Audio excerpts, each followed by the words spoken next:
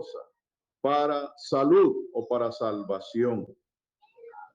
¿Cuál es el fin de todo esto? Dice, para alcanzar la gloria de nuestro Señor Jesucristo. El Señor siempre ha querido estar cerca del hombre. Lastimosamente, el pecado lo alejó de nosotros. Cuando el Señor creó al hombre que lo puso en el huerto del Edén, la palabra del Señor dice que el Espíritu de Dios se paseaba ahí en ese lugar. Y el hombre se comunicaba con su Creador con toda confianza. Pero cuando el hombre pecó y sintió la presencia de Dios, huyó, se escondió, porque por causa del pecado ya no resistía la presencia de Dios. Dios es santo y es puro. Y no tolera para nada el pecado. Por eso fue que Jesús tuvo que pagar un precio muy elevado para librarnos del pecado, para librarnos de la potestad de las tinieblas, porque el inventor del pecado, el creador del pecado fue Satanás. La Biblia dice que el diablo peca desde el principio, pero para esto apareció el Hijo de Dios para deshacer las obras del diablo, de manera que el hombre que viene a Jesús ya no debe seguir más en el pecado. Si todavía dice que ha recibido a Jesús y todavía vive en la vida de pecado, no ha conocido nada. Puede tener un espíritu religioso, son espíritus que hay, toda clase de espíritus, y un espíritu religioso que lo mueve a meterse en una iglesia, pero no el Espíritu Santo, porque el Espíritu Santo nos guía, nos ilumina para que nosotros veamos el pecado y nos apartemos de él y busquemos de cómo hacer la voluntad de Dios. Y la voluntad de Dios, dice el Señor, es nuestra santificación, que nos apartemos de toda inmundicia y de toda fornicación. Entonces, el apóstol Pablo, dirigiendo esta carta a los tesalonicenses, les daba estas palabras. Nosotros, dice, debemos de dar siempre gracias a Dios. Cada alma que es rescatada, nosotros le damos gracias a Dios y nos alegramos. Y no solamente nosotros nos alegramos, también los ángeles se alegran. Dice la palabra del Señor que cuando un pecador se arrepiente, hay fiesta en el cielo y los ángeles se gozan. Un alma tiene mucho valor delante de Dios y por eso él dio su vida. Y él decía, más vale un pecador que se arrepiente que 99 que se consideran justos. Tiene mucho más valor delante de Dios un pecador que se rinde a los pies de Cristo Jesús, que 99 que se sienten justos y que piensan que no necesitan de Jesús. Amén. Lucas 15:7. Os digo que así habrá más gozo en el cielo de un pecador que se arrepiente, que de 99 justos que no necesitan arrepentimiento. Gracias a Dios. Mire usted, más gozo hay en el cielo de un pecador, dice. Lucas 15:17. 7. Gracias al Señor.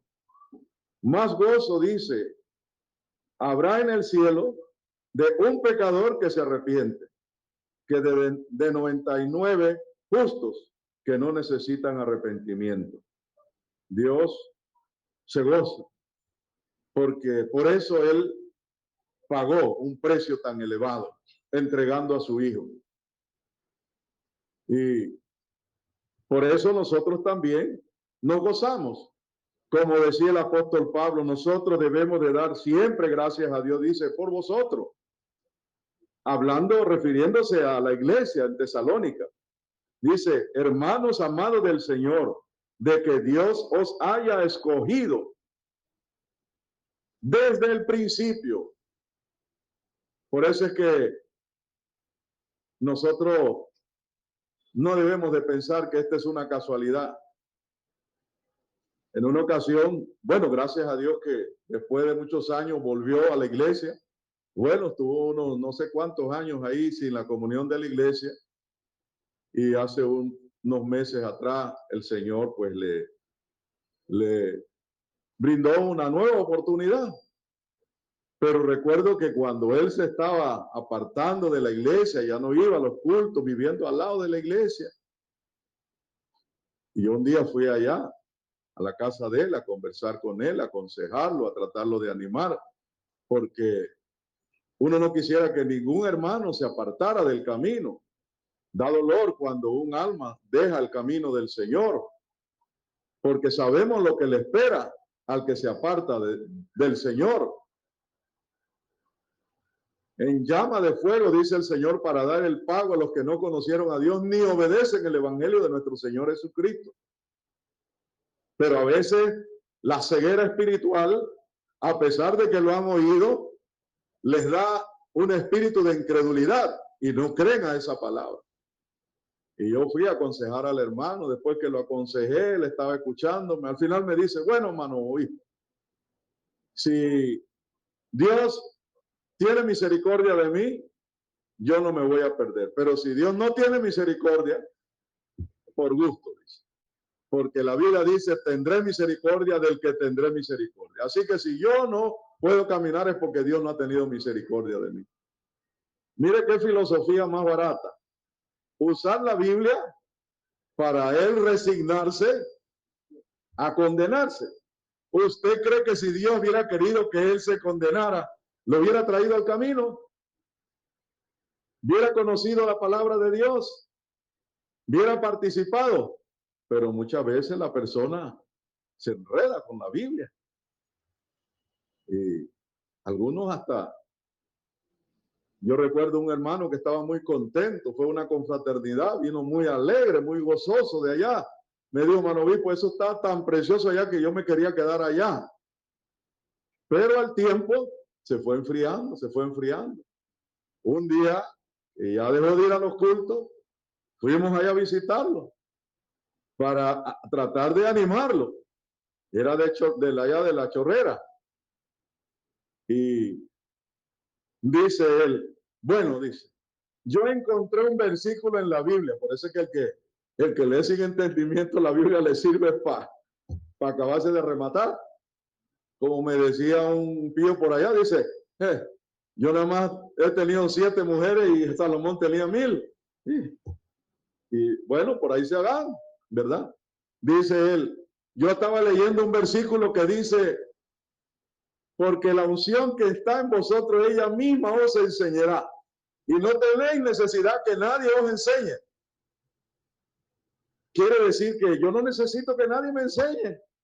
Ya yo tengo la unción de Dios. Y con esa unción de Dios, yo no necesito ir a la iglesia. ¿Sí? Porque la misma unción que está en mí, ella misma me va a enseñar. Bendito Dios. Tuerce las escrituras para su propia perdición. Lo que hay que entender en ese versículo es que Dios nos viene a enseñar aquí. Dice que serán todos enseñados de Dios, ¿verdad?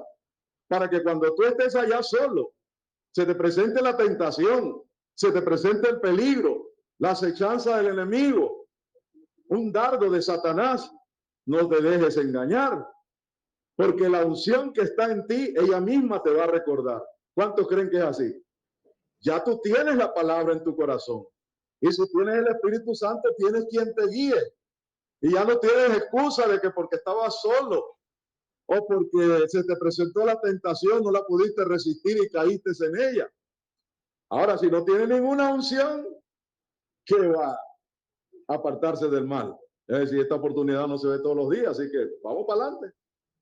Como el religioso que dice que 70 veces cae y 70 veces Dios lo levanta.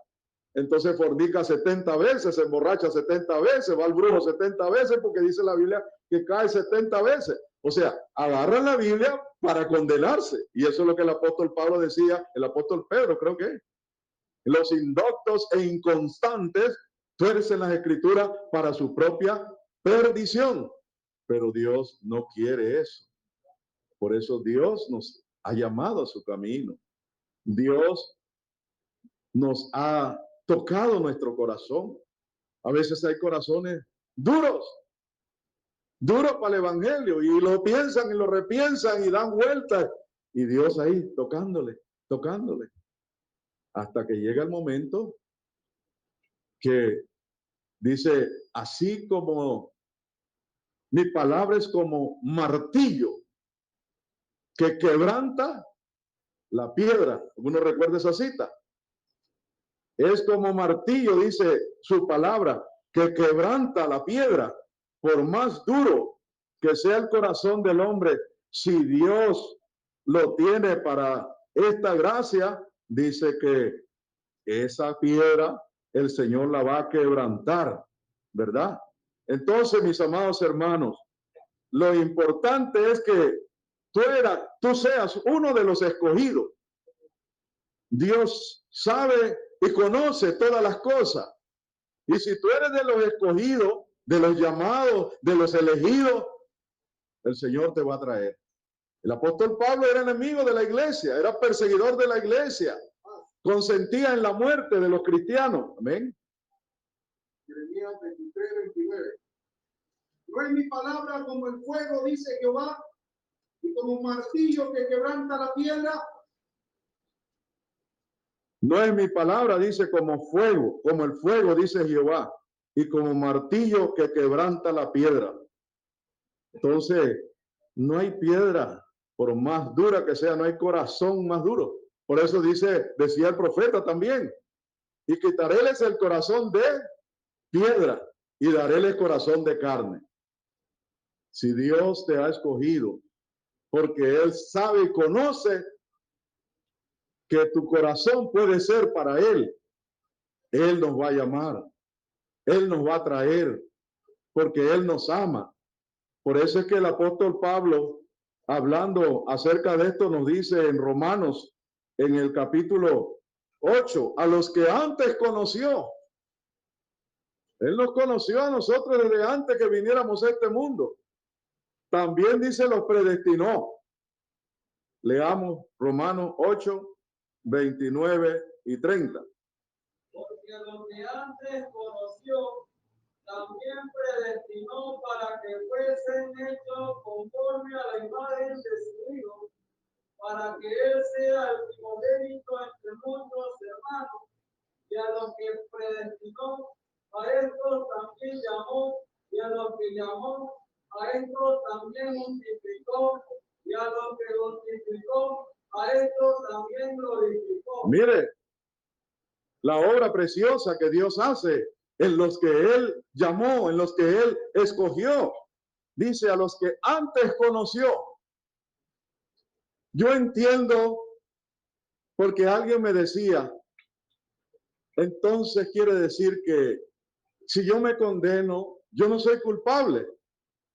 El culpable es Dios, porque Él a mí no me escogió. Y como no me escogió, entonces Él es el culpable que yo me condene. Todo esto puede llevar a confusión, pero es que Dios conoce los corazones. Él sabe que hay corazones incircuncisos para la palabra que jamás se verán al llamado del Señor. Y Él los conoce desde antes. ¿Sí?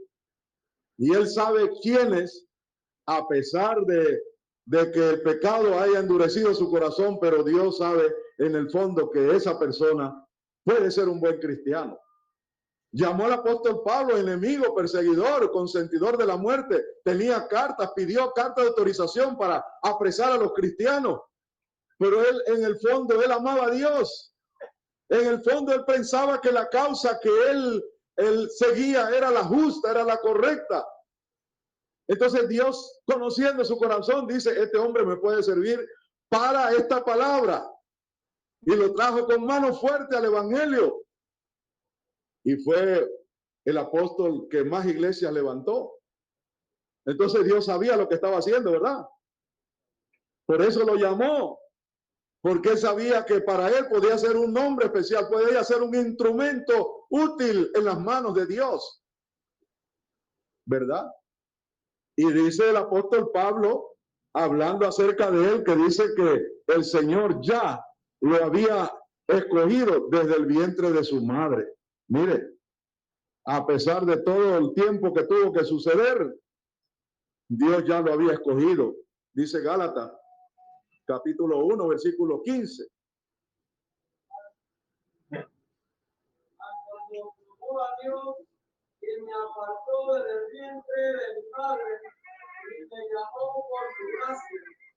Mas cuando plugo a Dios, dice, que me apartó desde el vientre de mi madre y me llamó por su gracia.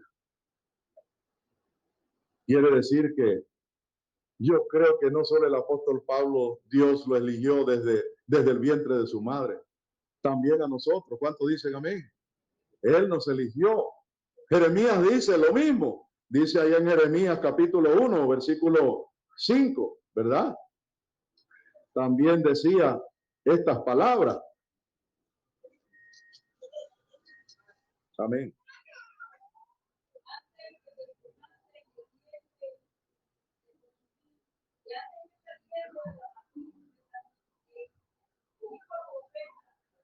Antes dice que te formases. Mire, antes que te formases en el vientre te conocí. Es decir, que antes que fuera ¿cómo se llama? Un embrión. Antes que fuera un embrión, ya Dios lo había elegido, lo había escogido. Dice, te conocí, y antes que salieses de la matriz, te santifiqué o te aparté, te separé. Te di por profeta a las gentes. Hermano, ¿y cuántos de nosotros nos eligió para esta gracia, para un ministerio? Y por eso es que cuando el Señor nos llama, no debemos de rehusarnos, no debemos de negarnos, porque es peligroso que Dios te haga un llamado porque Él te ha elegido para algo especial y tú lo rechaces. Dice, a los que antes conoció, también los predestinó, para que fuesen hechos conforme a la imagen de su Hijo, para que Él sea el primogénito entre muchos hermanos. Y a los que predestinó, a estos llamó. Y a los que llamó, a estos también justificó. Y a los que justificó, los glorificó.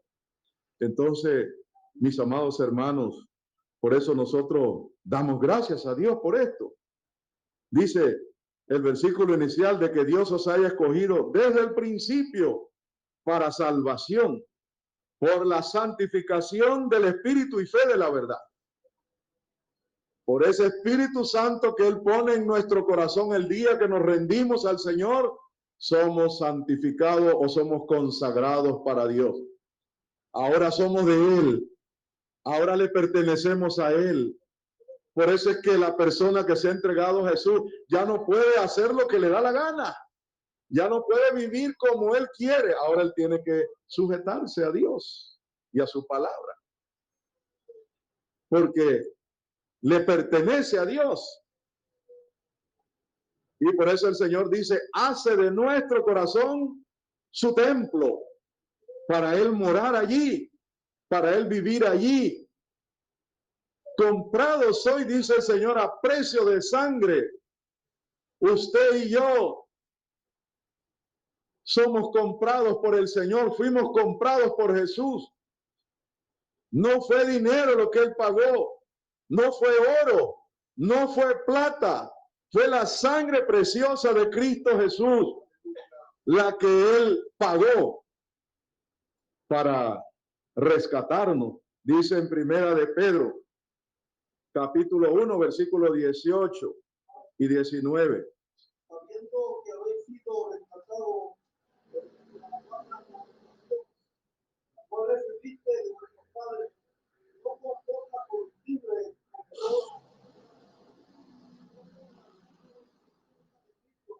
como un cordero sin mancha. Habéis sido rescatados. ¿Por qué rescatados? Porque estábamos bajo la potestad de las tinieblas. El maligno nos tenía secuestrado para servirle a él, para obedecerle a él. Él no quiere que tú y yo le sirvamos a Dios. Él no quiere que tú y yo le obedezcamos a Dios. Él quiere que le obedezcamos a él. Él se cree un Dios también. Y por eso la Biblia con D minúscula lo señala como el Dios de este siglo. ¿Por qué él, después de ser un ángel de luz, fue convertido en un demonio, en Satán, en el diablo? Porque es que él quiso hacerse igual que Dios. Siempre él ha querido que le sirvan a él, que lo adoren a él. Mire cuando tentó a Jesús, ¿qué le dijo? A mí han sido dados todos los reinos de este mundo, y a quien yo quiero se los doy. Si tú postrado me adoras, a él le gusta que lo adoren, a él le gusta que le sirven, que le obedezcan a él no quiere que usted le sirva a Dios. Y por eso al mismo Jesús lo tentó, pero jamás lo iba a hacer caer en la tentación, porque ya Jesús sabía a quién es que se le adora. Y por eso el Señor le dijo, apártate de mí, Satanás, al Señor tu Dios adorará y a él solo servirá. Pero él quiere que usted le adore a él, él quiere que usted le sirva a él, él quiere que usted haga lo que él quiere que usted haga. Pero nosotros ya no debemos de dejar que él nos engañe, porque él usa el engaño, la astucia, para apartarnos de Dios, para arrastrarnos hacia el pecado. Él sabe que desde que usted se entrega a la fornicación, a la borrachera, a estas cosas, usted pierde con Dios. Dice el Señor, si pecaremos voluntariamente después de haber recibido el conocimiento de la verdad, ya no queda más sacrificio por el pecado, sino una horrenda esperanza de juicio y de hervor que ha de devorar al adversario. Entonces no hay que ceder, hay que mantenerse firme. Por eso es que ahí en el versículo inicial que leíamos, dice el siguiente versículo, así que hermano, dice, estad firmes, hay que estar firme. El cristiano no puede ser una persona manipulable, manejable, que el diablo lo arrastre para allá y para acá y lo lleve y lo ponga a bailar. Claro, él no se va a presentar como en la tradición católica con cacho, rabo y casco. No, él usa un pariente, él usa un amigo, él usa una mujer, él tiene sus instrumentos allá para tentar a Eva. ¿Cómo la tentó? Por medio de una serpiente. ¿Sí? Dice que entre todos los animales la más astuta era ella, entonces a la más astuta la usó él para tentar a la mujer. Él usa sus instrumentos, pero el cristiano que es entendido, dice, no ignora las maquinaciones del enemigo. Usted se da cuenta, esta es una trampa del enemigo, esto es una acechanza, este es un lazo que me está tendiendo el enemigo. No voy a ceder. Ayúdame, Señor, guárdame. Consérvame en temor, en santidad y en obediencia. Dice el Señor, así que hermanos, estad firmes. Segunda Tesalonicenses 2:15.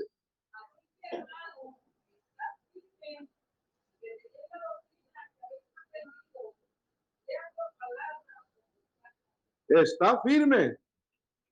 Hay que estar firme, dice el Señor, está firme en la libertad con que Cristo nos ha hecho libres, porque Cristo nos libertó de la potestad de las tinieblas. Y Él quiere que estemos firmes allí. No que un día está usted allá con el otro y otro día va a estar acá. No, o somos de Él o no somos. O que tenemos un pie allá en el mundo y otro pie en el Evangelio. No, tenemos que estar dentro del camino. Dice el Señor que lo que es cojo no salga del camino, antes sea sanado. Cualquier cojera espiritual que hay en nosotros, vamos a ver cómo eso se cura, cómo eso se sana, pero aquí no podemos ir cojeando espiritualmente, tenemos que caminar con rectitud, con fidelidad. Dice, así que hermanos, está firme y retener la doctrina. Nosotros desde que venimos al camino estamos siendo doctrinados.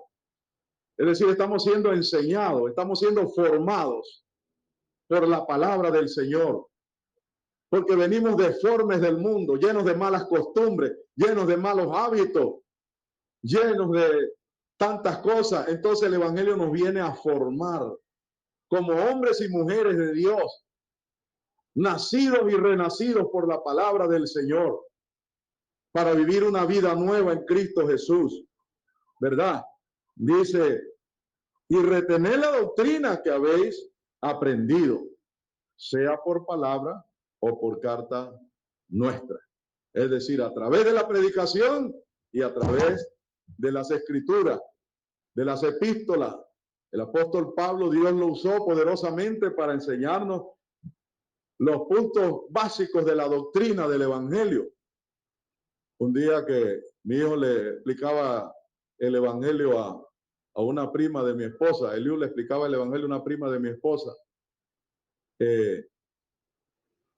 Y bueno, él se refirió a las cartas del apóstol Pablo, todo lo que explica por qué la mujer cristiana debe cubrirse, por qué no usamos instrumentos musicales, por qué los diferentes. Y bueno, yo no estaba en ese momento, yo me fui para un culto y después llegué, fue a descansar. Al día siguiente le pregunté qué le pareció la explicación. Dice, bueno, su hijo, él es paulista, porque él solo me habló de Pablo, dice. Él es paulista. ¿Será que el apóstol Pablo hay que echarlo a un lado? No, si él es precisamente el vaso que Dios escogió para enseñarnos esta doctrina. Hay muchas palabras muy profundas en la Sagrada Escritura, profecías que yo no me atrevo a afirmar que yo las entiendo a cabalidad, porque para entender las profecías eso se necesita un don especial.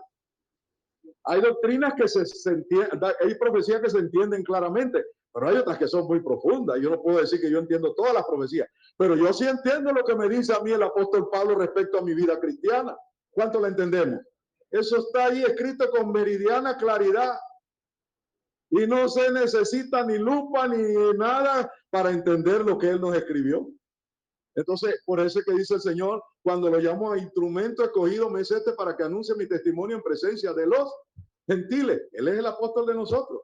Dice una religión por ahí, la llamada luz mundana, que nosotros no tenemos apóstol. Y como no tenemos apóstol, no podemos ir para el cielo, porque el que nos va a llevar para el cielo es un apóstol. Yo no sé dónde sacaron ese disparate, porque el que nos va a llevar para el cielo es el Espíritu Santo. Por eso el Señor dice, no contristáis el Espíritu Santo con el cual estáis sellados para el día de la redención.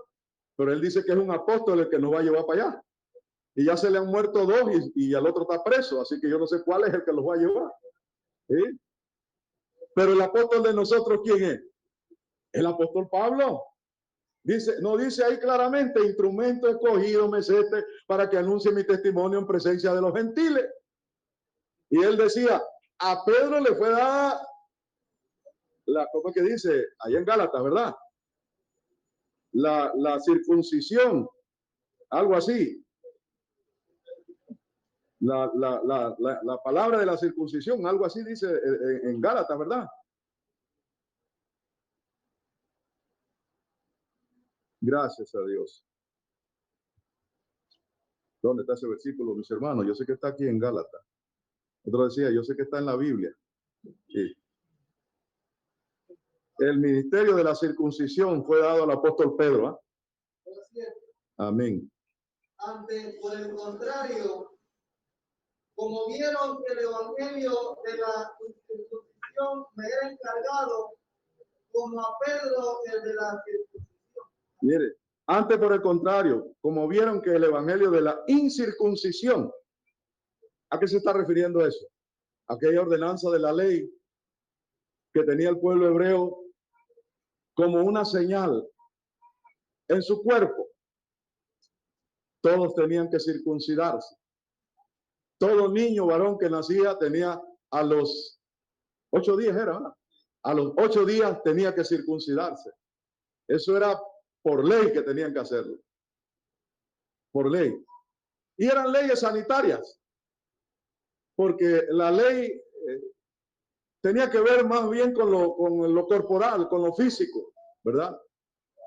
Claro que también era espiritual, pero cuando habían esas prohibiciones de los alimentos, que no había que comer esto, que no había que comer lo otro, ¿verdad? Dice que eran para la purificación de la carne hasta el tiempo de la corrección, ¿verdad? Dice, como vieron que el evangelio de la incircuncisión me era encargado, como a Pedro el de la circuncisión. Cuando él dice la incircuncisión, se estaba refiriendo a nosotros los gentiles, ¿verdad? Entonces, el Señor lo usó poderosamente en las 14 epístolas. Son 17 epístolas que tiene la Biblia, 4 evangelios y la revelación, que es el Apocalipsis, que es lo que contiene el Nuevo Testamento. Toda la Biblia es la palabra de Dios, pero la enseñanza central de nosotros está en el Nuevo Testamento. Hay enseñanzas muy especiales que sacamos del Antiguo Testamento, pero la enseñanza especial para la iglesia cristiana está en el Nuevo Testamento, porque fue cuando Jesús empezó a predicar esta palabra, de allí para acá, como dice claramente la palabra, que fue anunciada primeramente por él, ¿verdad? Fue anunciada primeramente por Jesús y luego dice llegó hasta nosotros por los que la oyeron. Hebreos capítulo 2, versículo 3. ¿Cómo escaparemos nosotros si tuviéramos en poco una salud tan grande, la cual, habiendo comenzado a ser publicada por el Señor, ha sido confirmada hasta nosotros por los que vienen? Mire, si tuviéramos en poco una salvación tan grande, dice, la cual comenzó a ser publicada ¿por quién? Por el Señor. ¿Qué Señor? El Señor Jesús, ¿verdad?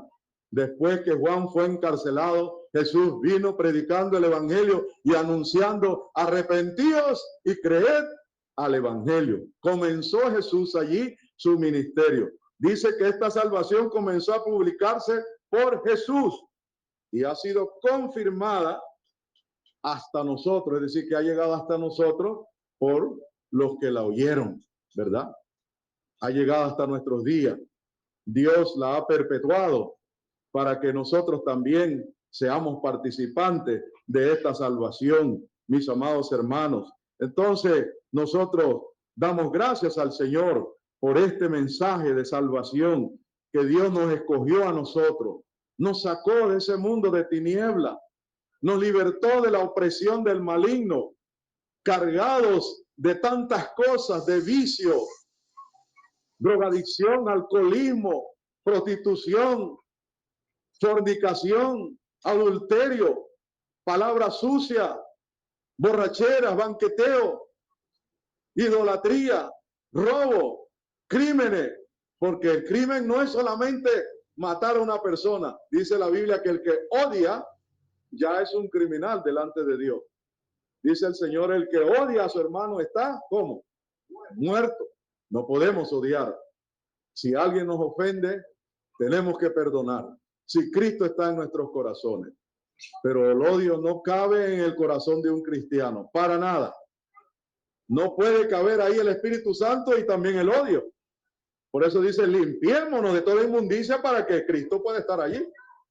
Pero si pretendemos que vamos a estar llenos de cosas malas y también Cristo, ¿cuándo? Jamás.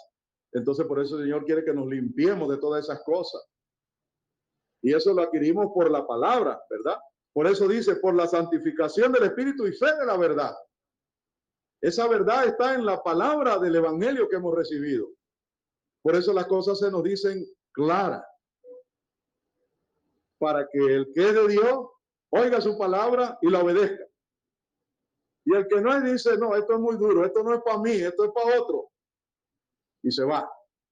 Pero el que es de Dios se queda, permanece fiel, reconoce la obra que Dios hizo en su vida, se siente agradecido por el rescate. Por eso decía el apóstol Pablo allá en los Colosenses, dando gracias, dice, al Padre que nos hizo aptos. Porque nosotros vamos a pensar que venir al evangelio es vivir una opresión, es vivir limitado. No, al contrario, estamos en libertad, estamos en Cristo.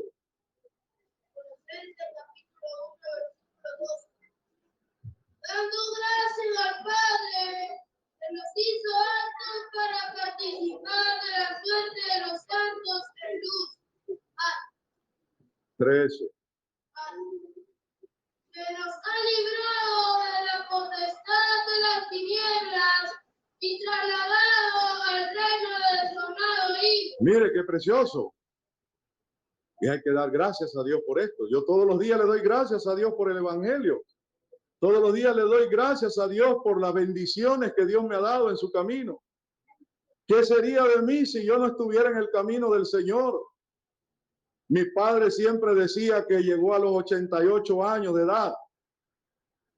Si no hubiera sido por el Evangelio, hace tiempo yo hubiera muerto, quién sabe de qué manera. Porque la vida que él llevaba era una vida de violencia, era una vida de vicio. En una ocasión se pegó una juma. Él decía que él no era un borracho empedernido, pero un día se le fue la mano. Y fue tanta la juma que se durmió en los polines del ferrocarril, allá en Bocas del Toro. En el tiempo que él llegó de Honduras, ahí habían solo cacao, ¿cómo es que? ¿Cómo es que? Cacao, abacá y banano. El abacá lo producían, lo usaban para las sogas.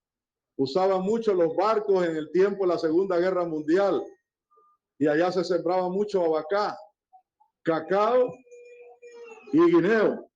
Y esas eran grandes extensiones de esa. Ahí trabajaba él. Cuando cobraba, se lo bajaba en aguardiente. A veces no se lo gastaba todo, guardaba algo para la comida. Pero esa vez se le fue la mano y cayó allí borracho, hermano, y eso se lo contó después. El brequero lo conocía a él. Allá le llaman brequero al que va guiando al maquinista del tren. Y él va, cuando van, a veces van 30 carros cargados y él vaya adelante, el brequero vaya adelante. Iba allá adelante, a veces la máquina va atrás, a veces va adelante. Y el brequero iba allá. Como el tren iba lento porque llevaba mucha carga, el brequero lo vio allá con el hombre tirado entre los polines. Y se tiró el hombre y corrió y lo agarró y lo arrastró y lo tiró fuera del... Ahí hubiera quedado, pero Dios no lo permitió, porque ya lo había elegido para la salvación. Sí, pero ahí hubiera quedado. Otra ocasión, en una pelea, porque le había quitado allá, en ese tiempo allá en Boca del Toro, eran zonas bananeras, zonas de trabajo, no había mucha mujer. En ese tiempo, ¿no? Entonces las mujeres se las quitaban uno a otro. Y él le quitó la mujer a un tipo. Sí, se la quitó. Oiga, y el hombre lo iba a matar, hermano. Con machete. Pero él sacó el suyo también. Ellos andaban ahí con su cole, ahí por cualquier cosa. ¿Sí? Y el hombre le salió, hermano, con otro. Y bueno, él se defendió como pudo, dice. Pero en eso había una burra, como decía él, de leña, y él no se dio cuenta, porque él iba solamente capeándose los machetazos que le daban. Y no ve y se cae, hermano. Y viene el hombre, dice, ahora sí, el otro dice, no, así no se mata un hombre. Mire, el otro que estaba, lo defendió, dice, así no se mata un hombre en el suelo. En ese tiempo la gente tenía, dicen ellos que mucho honor, ¿no? Él tenía que morir, pero bien muerto, no así, en el suelo. Y mire, el otro lo salvó. Yo le oí ese testimonio. Entonces, ¿qué hubiera sido de él si no hubiera conocido a Cristo? ¿Qué hubiera sido de usted si no hubiera conocido a Cristo? ¿En qué zaguán no hubiera quedado por ahí? Yo un día que venía de un culto de Burunga, una vigilia de Burunga, que lo hacíamos hasta las 6 de la mañana, y voy yo subiendo, y así en la cuneta hay un borracho ahí tirado. En eso llega un perrito. Y yo aguanté el carro, digo, ¿qué va a hacer este perrito? El perrito lo olió. Después el perrito levantó la patita y se lo orinó. ¿Qué sabía ese pobre borracho que iba orinado de un perro, mano? ¿Ah? Peor que ¿sí? Ese perro dice, este está peor que yo, así que va para allá el miau. ¿Sí? Así vive el hombre sin Dios, uno más que otro, ¿verdad? Por ahí se encuentra cualquier mujer y pesca un SIDA, una cosa horrible. Tantas cosas, pierde su dinero en esos casinos donde esos casinos no están para perder nunca. Allá yo conversaba en República Dominicana, en Puerto Plata, con un muchacho que trabaja ahí y dice, esas máquinas están programadas para nunca perder, siempre para ganar. Pero le tiran el anzuelo a la persona y dice, ¡ay, gané! Y después lo dejan y hasta las plumas y todo, lo sale desplumado de ahí. Trampa del diablo para arruinar a la gente. Entonces, todo lo que usted trabaja para el chance, para la chinga, para la muerzuela, para el baile, para allá, para esto, ya ahora no. Cristo le ha dado descanso. Cristo le ha dado reposo. ¿Usted no cree que esta es una vida bonita en Cristo Jesús? Antes su marido, mis hermanas casadas, se perdía. Pregúntenle a Córdoba, el viernes. Se perdía. Regresaba hasta el domingo a medianoche. ¿Quién sabe a qué hora? Hecho leña, limpio. ¿Y qué tenía que hacer la mujer? Dice, para no perderlo, tengo que aguantarlo. Y ahí aguantaban hasta puñetes. Limpio. Sí. Ahora en el evangelio, el esposo que Dios te dio es para ti nada más. Y para Cristo. Si es un verdadero cristiano, nada más es para ti. Ya no tienes que estarlo compartiendo. Ya el trabajo que él gana, su sueldito, sea poco, sea mucho, es para él, para su familia, para su esposa y para servir a Dios. ¿Usted no cree que esa es una vida reposada, hermano? Y si seguimos diciendo toda la paz, la tranquilidad que nos trae el evangelio, ¿por qué vamos a pensar que el evangelio es duro, que el evangelio, bien digo eso se lo pone Satanás en el corazón a alguno? El evangelio es bonito, hermano. Usted vive una vida de paz, una vida de tranquilidad. Por eso dice, hallarás descanso para vuestra alma. Pero no todo queda aquí.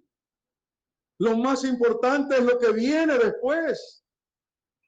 Por eso dice, para alcanzar la gloria de nuestro Señor Jesucristo. Esa gloria eterna, esa gloria sin par, no tiene comparación con la gloria de este mundo. En este mundo hay gloria. Hay cosas muy bonitas, grandes, que usted por pobreza no las puede disfrutar. Eso las disfrutan los ricos. Pero aquí se termina todo. Aquí se acaba todo. Por eso dice el Señor, ¿qué le sirve al hombre que granjeare todo el mundo y perdiere su alma? ¿Qué cuenta le dará a Dios? ¿De qué me sirve a mí gozar de todos los placeres de este mundo y pasar por toda la eternidad ardiendo en un lago de fuego donde dice que su gusano nunca muere ni su fuego se apagará? Es decir, que va a sufrir en carne viva ese tormento eterno por rechazar a Jesús, porque esa es la paga del pecado. En cambio, por seguir a Jesús, y que a veces hay que sufrir un poquito por seguir a Jesús, pero a cambio de eso, como decía el apóstol Pablo, y vosotros, dice, que soy, dice en segunda de Tesalonicenses capítulo 1, versículo 6 y 7. Porque es justo para con Dios pagar con tribulación a los que os atribulan, y a vosotros que sois atribulados, dan reposo con nosotros cuando se manifestará el Señor Jesús del cielo con los ángeles de su potencia. A vosotros, dice, a quienes, a su pueblo, a su iglesia, dar reposo, dar descanso.